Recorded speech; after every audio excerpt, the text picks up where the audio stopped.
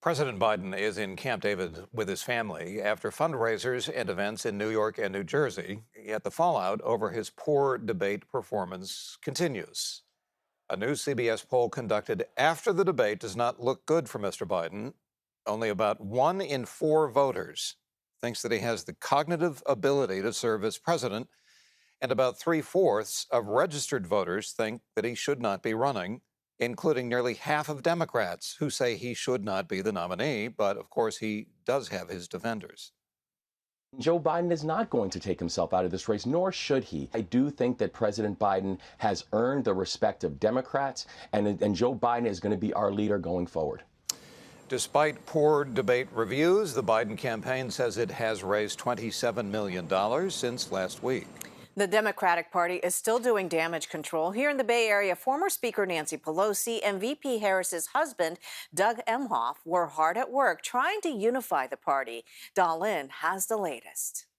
Anti-discrimination standing. In front of roughly 600 Democrats, former House Speaker Nancy Pelosi admits there's no way to sugarcoat it. Joe Biden had a bad debate on Thursday night. Some say the 81-year-old sounded like he belongs in a retirement home, not another 4 years in the White House. Look, if we finally beat Medicare. We're at a difficult time. The other day was not a plus for us. We have to be honest about that.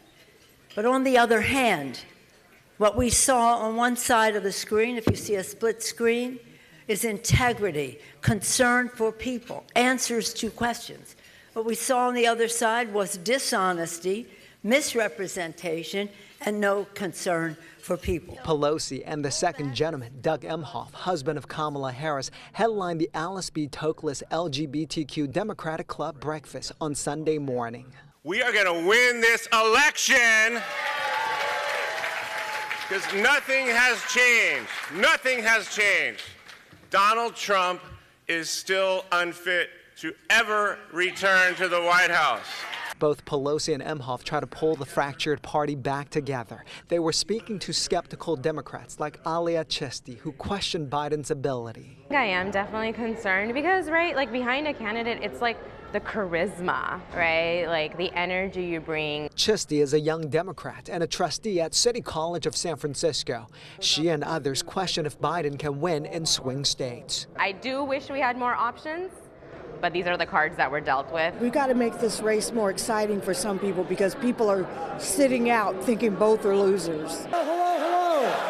Some Democrats say if Biden is willing to step aside, they would like to see a younger party nominee like Gavin Newsom. I think there definitely needs to be an age limit to the presidency. They believe a younger candidate would energize undecided voters. I'm a little panicky right now. We might need a plan B. Instead of focusing on Biden, Pelosi and Emhoff reminded people Trump nominated conservative justices who overturned Roe v. Wade. They're trying to divide us. They're trying to put us all in our corners so we're at each other. Don't let them do it. Don't let them divide us.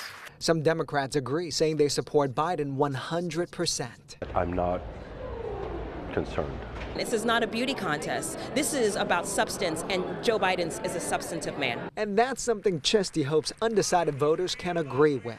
My hope is for the people in those swing states that they remember how Trump was.